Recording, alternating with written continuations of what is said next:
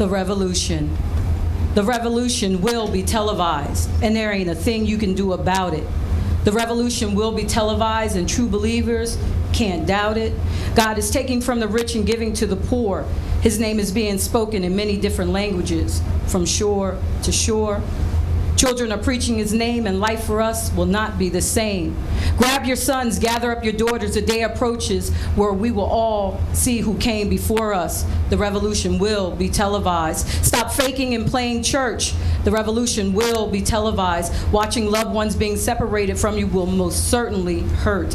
Start being an example of why Jesus came and do everything in his name. We are being watched and expected to fail. Folks want to put us in a spiritual jail.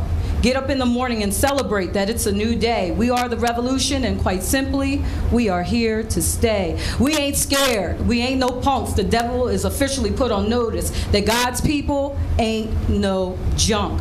We are the revolution. I say we are the revolution, revolting against all negativity. We are the revolution, killing all evil principalities. We march to the beat of God's drum.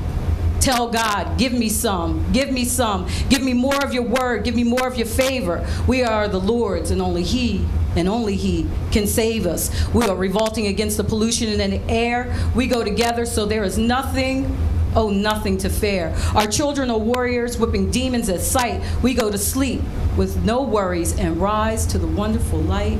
The revolution will be televised, and we are the center. The revolution will be televised, and no demon can enter. We will all slay all naysayers just by living. We're always willing to be part of the table of giving. So get up, everyone, and show off your shield and sword. Tell everyone that he is Lord. The revolution will be televised. So I'm going to do one more? Yes. Okay, one more. Pardon my throat. Shh. The king is here. Shh. Be quiet. Don't say a word. Right behind you. Don't look. Behind you in the corner. Oh my, could it be? Could it be Jesus, the Son of Man, standing behind you with the rod of life in his hand? What is he doing? What is he flipping through a notebook? He's got the names of every man, woman, child, liar, and crook. Yes? What do you say, Lord? Read James 1:6, but let him ask in faith, nothing wavering. I don't quite understand. And why do you have that book in your hand? Then this is what the Lord said to me. My daughter, tell them I've seen all they have said and all they have done, yet they don't believe that I am the one. They pray to me, but don't believe their words. I don't force myself. Haven't they heard? I will judge them, though I will call them out. Don't let it be too late, because my Father won't care about your screams, your begs, and your shouts. Tell them my people are dying for liberties they have, yet they go to church, home, then come back to church, mad. And then they barely speak to one another and pass one another without a second thought, lie to themselves and tear up everything I bought with my life. I am the last and ultimate sacrifice. I took nails for them and people spat on me. I did this and countless of other things so that they could be free. Tell them, stop playing games with me and lying in my name. Jesus will come back and things will never be the same. Tell them to quiet their anger, forgive their brothers, but most of all, there is no other way to get to the Father but by me. So submit, and I will gladly present you to he. And before I knew it, he had gone, but in my spirit his word lives on. Shh, the king is here, even when you don't feel him.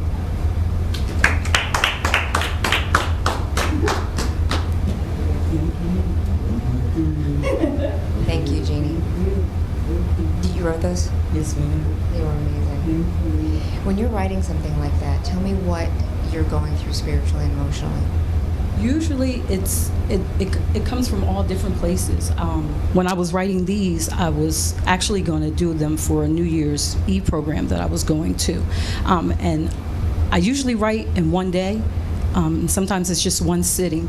But I was walking and I was just seeing people walking around, and they were homeless and they were destitute. And then I turned the TV and there were some people preaching the word and, talking about the life. And I was like, wait a minute now. I know that people believe in prophecy and things of those nature, but a lot of prophets, the true prophets, never told you you're going to be rich, you're going to be famous. They told you things that you didn't want to hear, So when I dig in the gut of stuff, I don't like that pretty stuff because it's just pretty and it fades. God's love doesn't. So when He gives me something, I write it down, and I have a poem I'll do some other time. It's called "I Ain't Come Here to Make No Friends."